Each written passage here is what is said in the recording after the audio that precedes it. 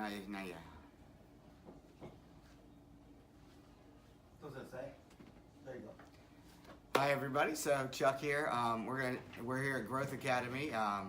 We have a few friends here, and then for those of you that aren't here, you're still able to watch this.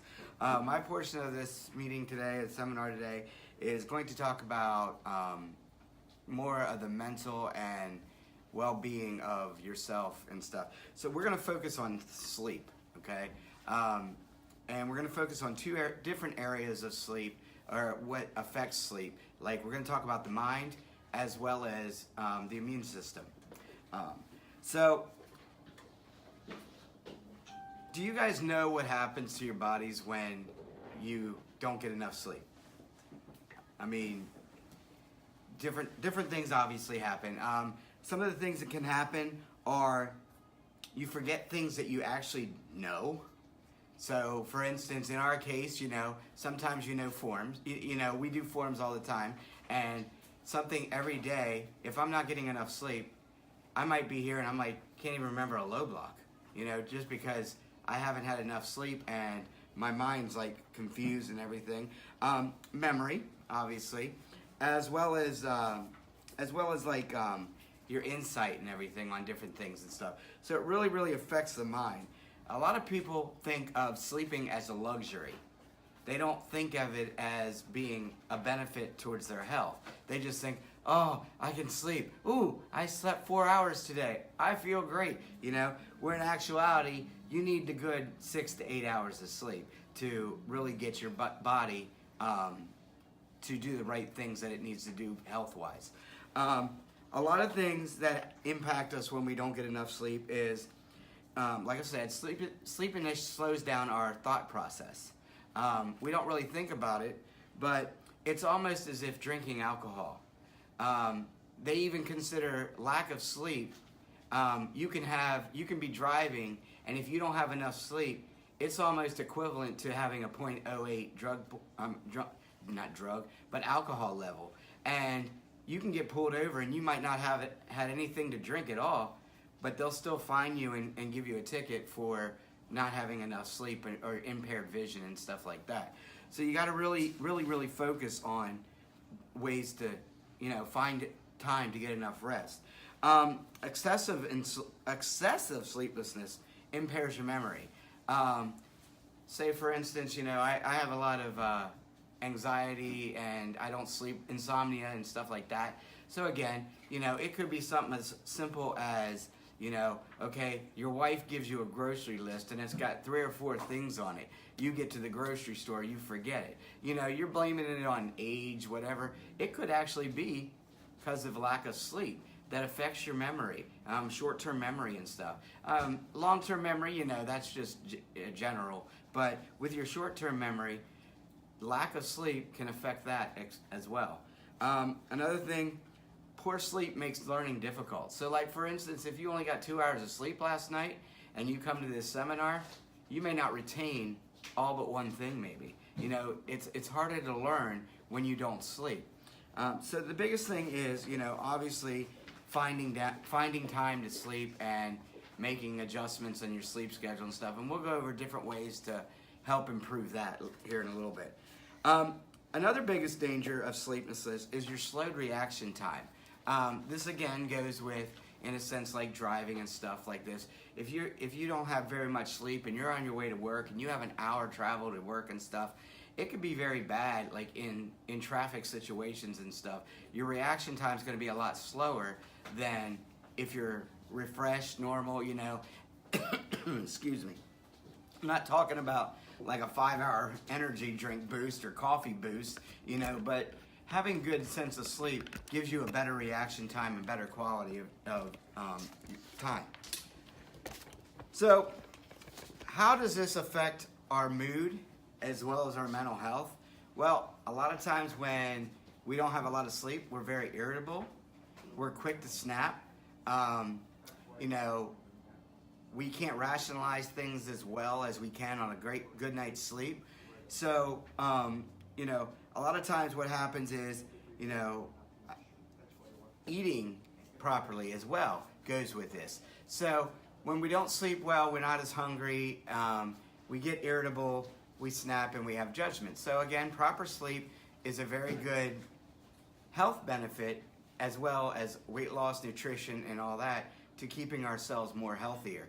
And I know a lot of times, you know, with younger people, they're not so concerned about being as healthy and stuff, but it's a good time to start now at a younger age than when you're 30s, 40s, you know, 50s, trying to say, well, I better get on that wagon now because, you know, I want to live longer. You want to try to do it, you know, a long time before rather than when it's too late.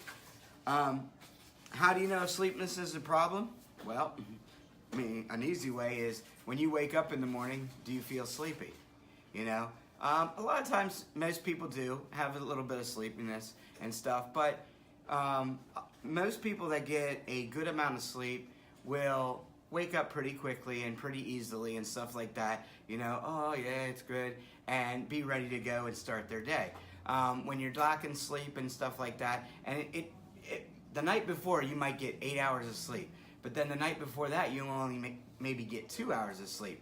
Your body still is lacking the sleep, and it catches up to you. So even if you get an 8 hours night of sleep, your body still may not react properly to that because of the prior nights before. So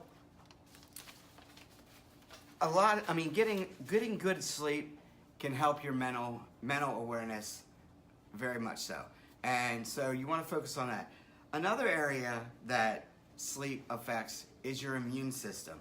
You know, you really don't think about this. I struggle with this because of what I have, and my lack of sleep puts me in positions where what I have makes it worse for me because I don't sleep properly, and then it gives your immune system, you know, it doesn't allow your immune system the time to heal your body.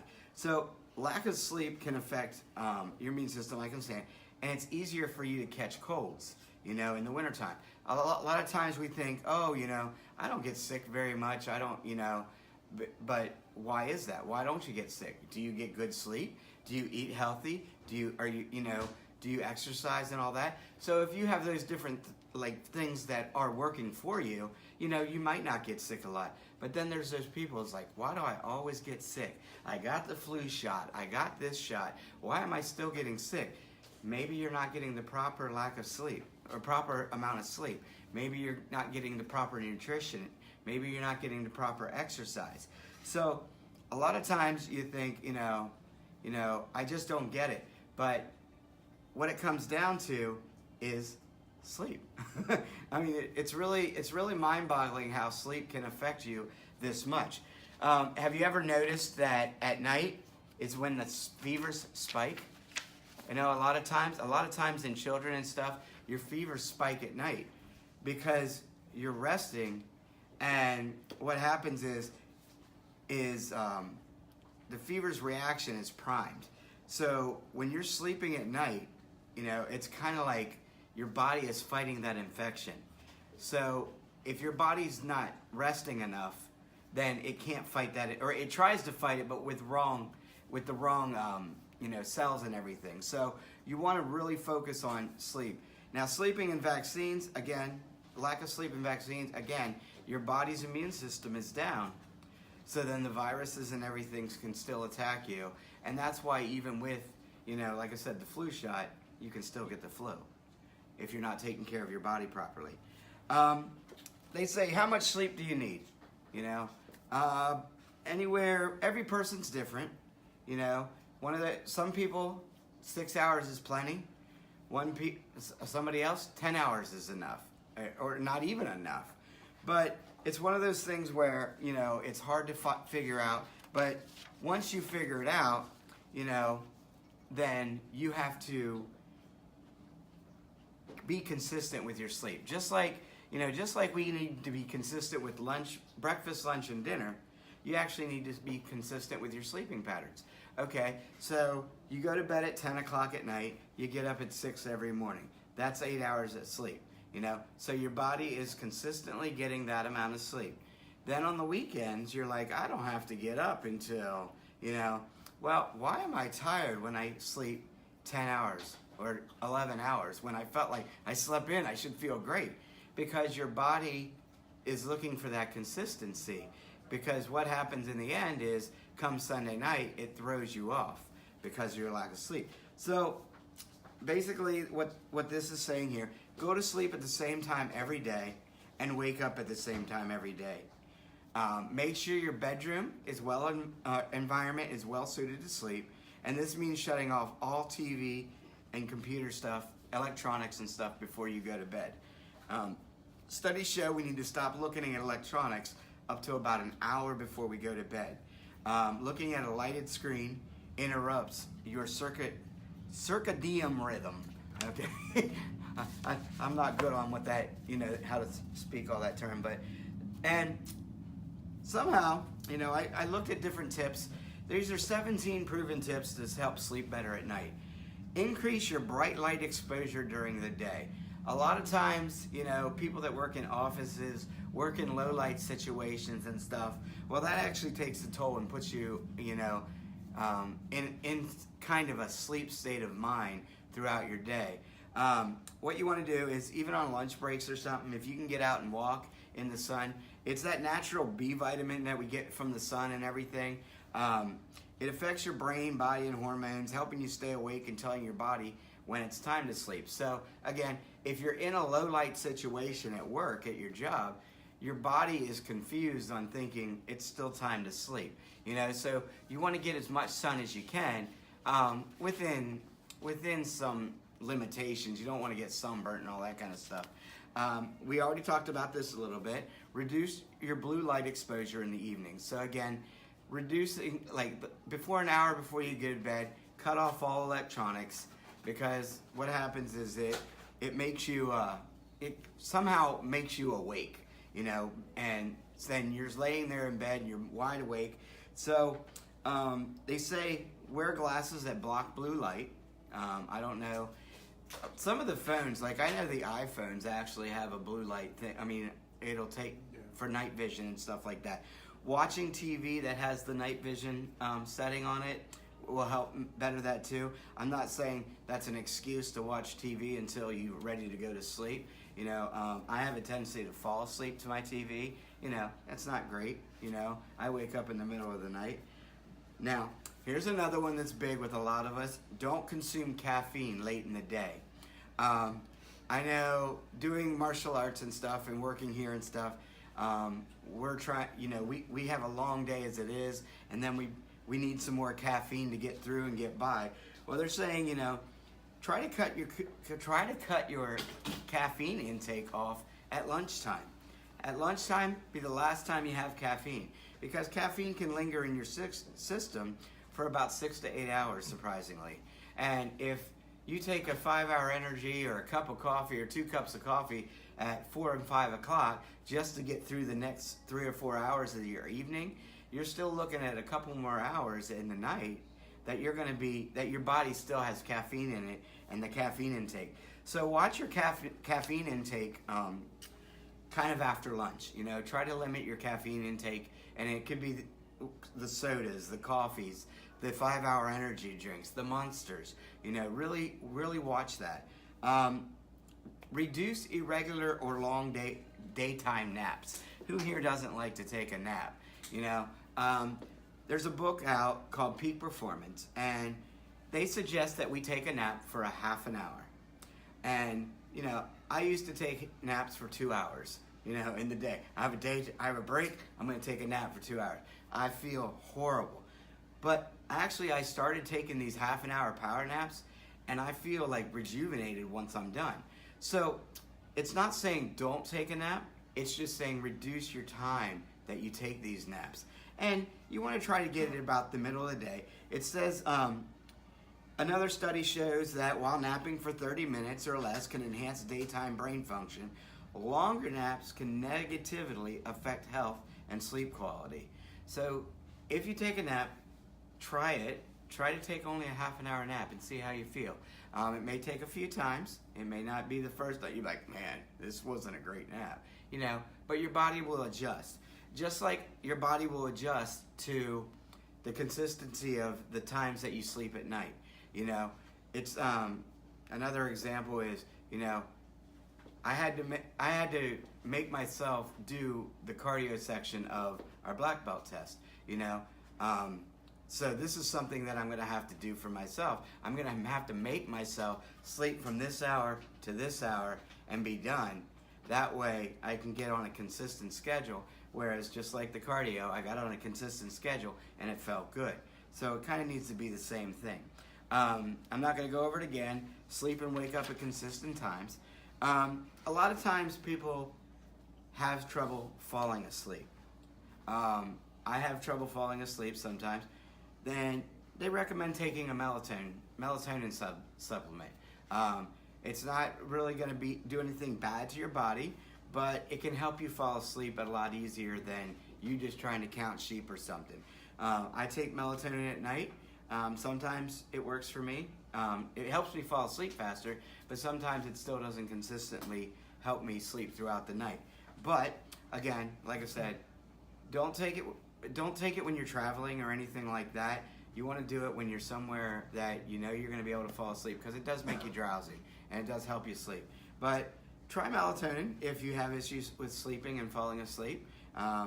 You can take 1 to 5 milligrams a day or at night when you go to bed. Like the one I have, it comes in 3 milligram tablets. One's enough. I fall right asleep. It's pretty good. I mean, it takes about a half an hour to kick in. But yeah, try that. Or you can try other supplements.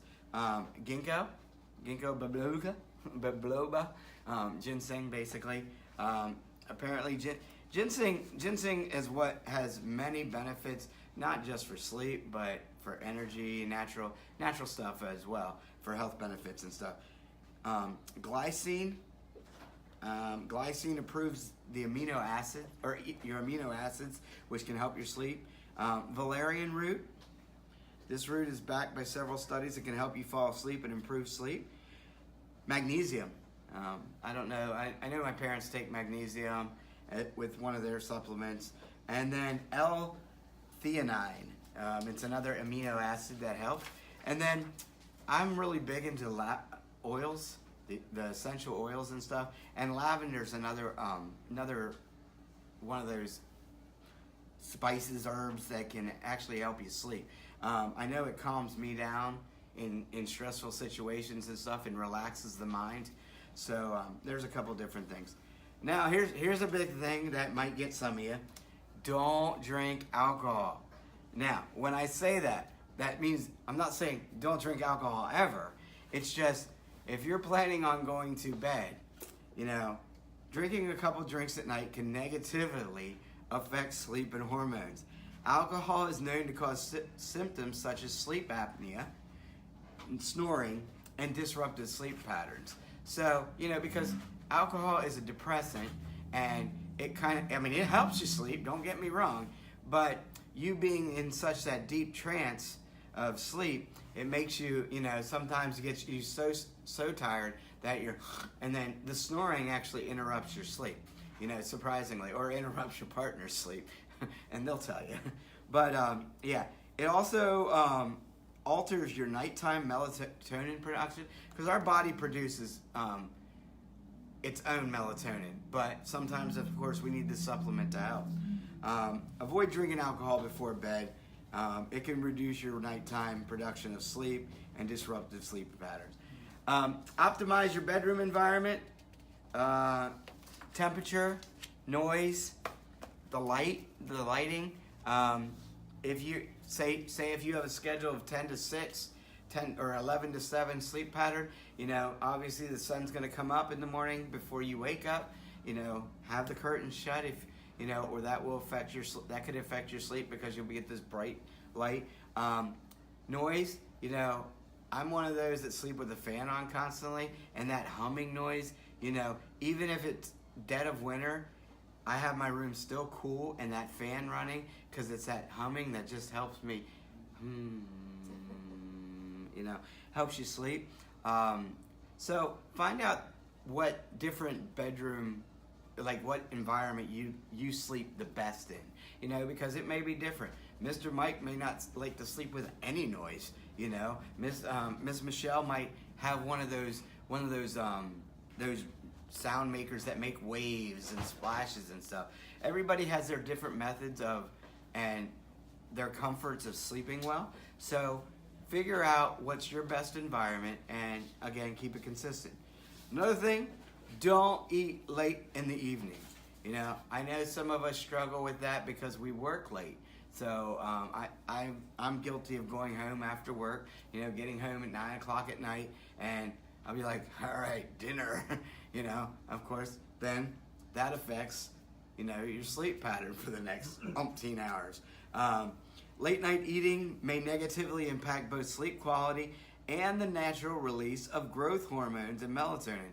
So that explains why I'm so tall. I've always had late night meals, and I guess that's why it didn't release those growth hormones. No, that's not it at all.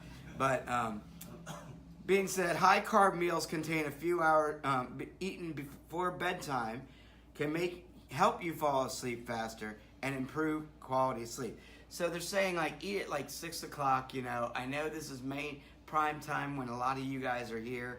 You know, and it's difficult, but the earlier you can eat versus the later you eat, the better sleep quality you should be able to have. Relax and clear your mind in the evening. That goes again with you know, shutting off the electronics and stuff like that. Relax by reading a book. You know, that helps you. Relax by getting a massage. Sorry, that's not going to happen. You know, just find different ways. Relaxing music. So even though it's an electronic, if you find something that's instrumental or classical type music or something, it soothes the brain and helps the brain. They also say taking a bath or a hot shower before bed helps your body to relax more and allows you to sleep better. I know a lot of times I'm one of those that want to get a bath in the morning or before I start my day. But I'm going to try this. You know, these are some of the tips that I don't even do that I'm going to, you know, try just because I want to help myself get a better quality of sleep so that I can have a healthier body. Rule out a sleep disorder. So a lot of times people think they can't sleep, whatever. They automatically think I have sleep apnea or I have some type of disorder that's causing me not to sleep. That's not necessarily true. It's a lot of your habits that are leading up to your bedtime, leading up to your sleep. So first take those steps in trying to correct your sleeping habits before you go and think that I have a sleeping disorder like sleep apnea or something like that. So rule that out first before instead try these other different tips that I'm giving you. Surprisingly, getting a comfortable bed, mattress, and pillow can affect your sleeping. You know, I flip my mattress every so often, every 3 months or 4 months or something. I was told to do that because I don't have one of those memory ones, or I don't have the bed where I can just adjust. Sleep Masters or whatever they are. It's like, yeah, okay, good night. You know, I don't have those special beds because I'd rather buy a $100 car than a $3,000 bed. You know, so but you still should have a comfortable mattress, pillow, as well as a bed, because that's that's again helping the quality of sleep that you get. You know, they say one study looks at the benefits of a new mattress for 28 days. I don't think we can afford to buy a mattress every 28 days. That's why it reduces your back pain by 57%, 60%, shoulder pain, back stiffness by 59%, and improves sleeping quality by 60%. But that's a study, again, that's changing your mattress out every 28 days. That can get a little crazy, you know. So obviously, you know, they obviously said you can flip your mattress. You should flip your mattress every 30 days is what this one says. Well, you know, I flip it every 3 months. Whatever, you know, whatever works best for you. If you find, they say though, you should upgrade your bedding between 5 and 8 years. So there we have it. That's mattress. Exercise regularly, but not before bed. Okay? So basically they're looking at, you know, you should do exercise It helps your body, obviously. That's keeping healthy, as within nutrition and stuff. You should not exercise within the last 2 hours prior to going to bed. So if we finish here at 8 o'clock, 8:15, don't look at going to bed till 10:15. They say that one study shows that exercise nearly half the amount of time it took to fall asleep and helped them sleep 41 times better. This is in the elderly, being that they exercise during the day and versus those that don't exercise at all. Insomnia patients with severe issues, exercise provided more benefits than most drugs. Exercise has reduced time to fall asleep by 55%. Total night awake time was 30%, anxiety by 15%, and increased total time asleep by 18%. So they're just giving statistics on how exercise can help enhance and improve your sleep. But they're saying again, no, don't exercise about 2 hours prior to going to bed. And we only have one more, and then that's the tips for the... Don't drink any liquids before bed, okay?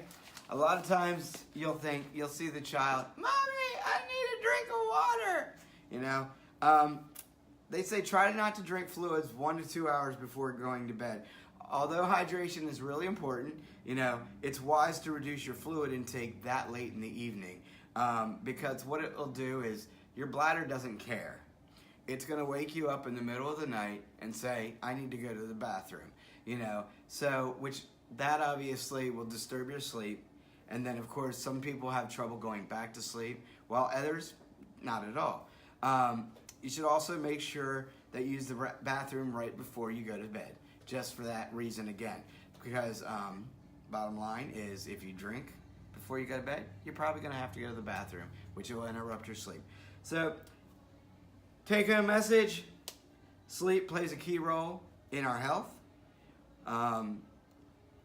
If you're interested in optimal health and well-being, then you should make You should make sleep a top priority in your life. And there you go. So, Well done. Well, a topic right after the lunchtime, right?